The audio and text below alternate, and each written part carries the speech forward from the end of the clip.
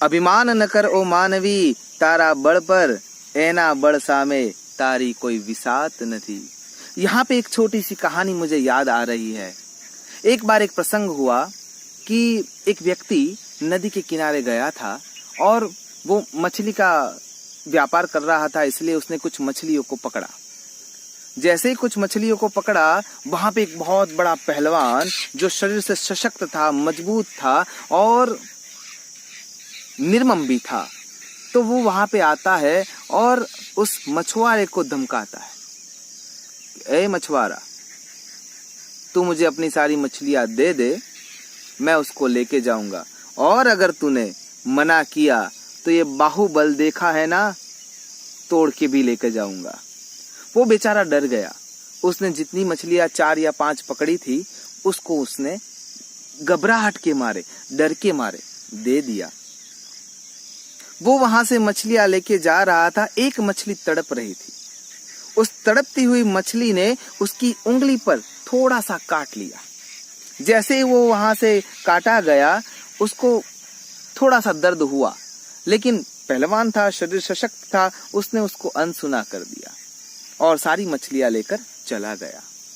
जैसे ही वो अपने घर गया, वो जो मछली ने उसको काटा था, वो जगह पे थोड़ा सा पस होने लगा, वो जगह सूजन से भर गई, वहां पे पानी बढ़ने लगा और वहां पे उसको दर्द होने लगा। वहां से वो गया डॉक्टर के पास। पहले तो वैद्य हुआ करते थे, तो वो डॉक्टर के पास गया या वैद्यराज के पास गया, तो वहां पे डॉक्टर ने देखा कि हाँ, आपको यहाँ पे थोड़ा सा पस हुआ है और आपकी उंगली थोड़ी सी डैमेज हुई है, लेकिन कोई बात नहीं, थोड़ी सी मरहम पट्टी कर देते हैं तो ठीक हो जाएगी।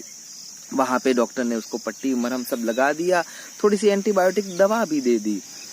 उसने वो खा ली और चला गया। दूसरे ही दिन जैसे ही वो रात्रि का आराम करके उठा, उसने देखा कि उंगली तो पूरी सड़ने लगी है। अरे इतना छोटा सा घाव और इतना बड़ा हो गया। वो दौड़ता हुआ डॉक्टर के पास चला गया। डॉक्टर ने देखा कि अरे ये कैसे हुआ, कल तक तो इसका कोई असर दिख नहीं रहा था और आज इतनी ज्यादा सूजन हो गई है, उंगली ऐसी सड़ गई है, ऐसा हुआ कैसे। डॉक्टर ने सारे तरह के रिपोर्ट देख लिए, ब्लड रिपोर्ट भी करवा दिया और उसने देखा कि भाई ये अवस्था कुछ इस ढंग की हो गई है कि अब इसको ठीक नहीं किया जा सकता, आपकी उंगली काटनी पड़ेगी। अब डॉक्टर ने बता दिया है तो फिर कुछ हो ही नहीं सकता। उसकी उंगली वहां से काट दी गई और फिर से उसको मरहम पट्टी कर दी गई। 1 हफ्ते के बाद वो जो उंगली काट दी गई थी, वहां पे से सारा मैल जो निकाल दिया गया था, पस निकाल दिया गया था, परु निकाल दिया गया था, जो गंदगी या मिट्टी लगी हुई थी वो भी निकाल दी गई थी। उंगलियों को आसपास से सारी दवाइयां लगाकर भी ठीक करके रख दिया गया था, फिर भी अब वो सड़न आगे बढ़ रही है। वो सड़न पूरी हथेली तक पहुंच गई। डॉक्टर ने देखा, अरे यार ये क्या हो रहा है, ऐसा कैसे हो सकता है कि सारी दवाइयां लगा दी गई है, घाव साफ कर दिया गया है, आसपास लगी हुई मिट्टी और मैल दोनों को साफ कर दिया गया है, सभी जगह पे सुयोग्य दवाई लगाई गई है, फिर भी ये कैसे हुआ। डॉक्टर ने फिर से सारे रिपोर्ट करवाए, जांच की, दूसरे अन्य डॉक्टरों को भी बुलाया, लेकिन सभी ने मिलकर एक निर्णय लिया कि आपकी हथेली काटनी पड़ेगी। यहां से उसको काट दिया गया। 1 हफ्ता निकल गया, उसके बाद दूसरा हफ्ता निकल गया। 1 महीने के अंदर वो सड़न पूरी बाह तक चली गई। वो घबराया हुआ था, इतना सहमा गया था, वो सहम गया था, इतना रुक गया था, इतना चिंतित हो गया था कि ये मुझे हुआ क्या है। मेरा बाहुबल में शरीर इतना सशक्त हूँ, शरीर से मैं इतना मजबूत हूँ कि एक पत्थर को भी तोड़ सकता हूँ, इतनी मजबूत शरीर में ये अवस्था कैसे। उसके बाद शब्द भी टूट रहे थे। वो बताना चाहता था, लेकिन वो बयान नहीं कर रहा था कि क्या कहूं मैं इसके लिए। अब एक डॉक्टर ने विचार किया कि ये मेडिकल साइंस की बात नहीं हो सकती, इतनी जल्दी सडन कभी आगे नहीं बढ़ सकती। उसने उससे पूछा कि क्या तुमने कुछ गलत कार्य किया है, किसी का माल हड़प लिया हो, किसी को दर्द दे दिया हो, किसी के हृदय को प्रताड़ित किया हो, ऐसा कुछ हुआ है? उसने बताया कि एक मछुआरा था, मैंने उसकी कुछ 4 या 5 मछलियां ले ली थी और वहां से एक मछली ने मुझे यहाँ से थोड़ा काट दिया था, तब से ये परेशानी बढ़ती जा रही है, बढ़ती जा रही है, बढ़ती जा रही है। अब उस डॉक्टर को ऐसा लगा कि तुमने बहुत बड़ी गलती कर दी है, जाओ जाके उसकी माफी मांगो, नाक रगड़ो, वहां पे उसके पास कहीं पे भी वो इंसान हो उसके पास जाओ, उसके पैरों में गिर पड़ो, गिड़गिड़ाओ, शायद तुम बच जाओ।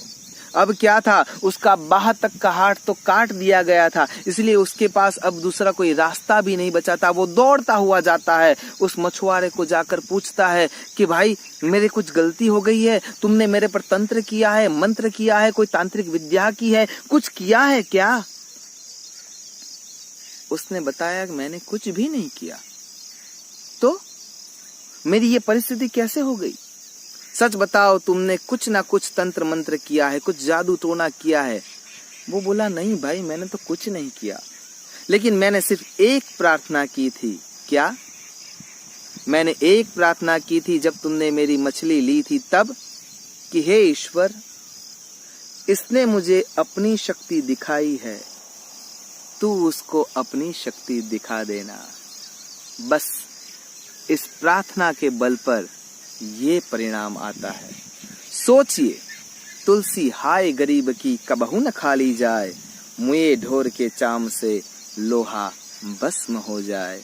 और यहाँ पे तुलसीदास जी भी इस बात को समर्थन देते हैं।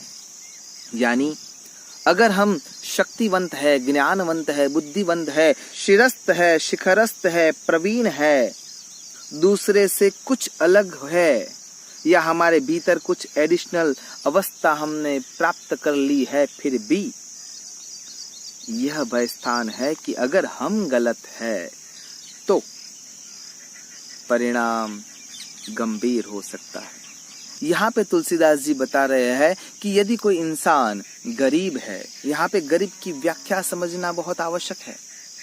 गरीब इस ढंग से हम कह रहे हैं कि जहाँ पे कोई व्यक्ति अशक्त है, अगर कोई शासन के कोई शिरस्त है, शिखरस्त है, अपने उच्च पद पर बैठा हुआ है, आरूढ़ है, तो वो किसी गरीब की बात नहीं सुनेगा जो लाचार है। और वहां पे तुलसी हाय गरीब की परावाणी होती है, परापशंती, मध्यमा और वैखरी, ये 4 प्रकार की वाणी होती है। उसमें से परावाणी केवल एक ही बार बोलती है और वो भी 2 ही कार्यों के लिए।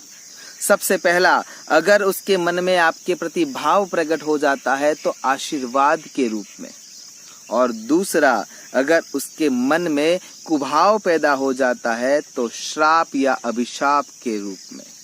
इसलिए तुलसीदास जी कहते हैं तुलसी हाय गरीब की। गुजराती में कહેવત છે કે કોઈ ગરીબની આંતરડી ન કકડાવવી જોઈએ। तुलसी हाय गरीब की कबहू न खाली जाए, वो कभी खाली नहीं जाती। उदाहरण तुलसीदास जी देते हैं, मुए ढोर के चाम से लोहा भस्म हो जाए। वो ऐसा बताते हैं कि जो पशु उसकी निर्मम हत्या कसाई के द्वारा होती है, वो जिस हथियार से उसको मारता है, उस हथियार को नाश करना होता है या उसको मिटाना होता है, तब चमड़े के धमण, पहले क्या होता था कि अभी जो यंत्र बन चुके हैं वैसे यंत्र पहले नहीं थे। जो पशु मर चुका है उसके चमड़े से धमण बनाई जाती थी और उस धमण को हवा देने के लिए बनाया हुआ यंत्र था। जब उस पर प्रेशर डाला जाता था तब उसमें से हवा आगे बढ़ती थी और जो हवा आगे बढ़ती थी उसके आगे अंगारों पर वो हथियार या लोहा रखा जाता था। तो उस पवन के माध्यम से चमड़ा उसमें इस्तेमाल होता है, उसके माध्यम से जिस हथियार से पशु की निर्मम हत्या हुई है उसका नाश करने के लिए फिर से वो मरा हुआ पशु जो होता है वो अपने चमड़े से बदला लेता है। तुलसी हाय गरीब की कबहू न खाली जाए, मुए ढोर के चाम से, मरे हुए पशु के चमड़े से लोहा भस्म हो जाए। यानी अगर आप शिरस्त है, शिखरस्त है, किसी उच्च पद पर आरूढ़ है, तो आपको ये समझना है कि आपके द्वारा कोई शोषित तो नहीं हो रहा है, कोई प्रताड़ित तो नहीं हो रहा है, कोई दुखी तो नहीं हो रहा है। कारण अन्य हो सकते हैं, लेकिन यह भी देखना है कि कोई निर्दोष तो आपसे दंडित नहीं हो रहा है। नमस्कार। अस्तु सदा शिवोहम।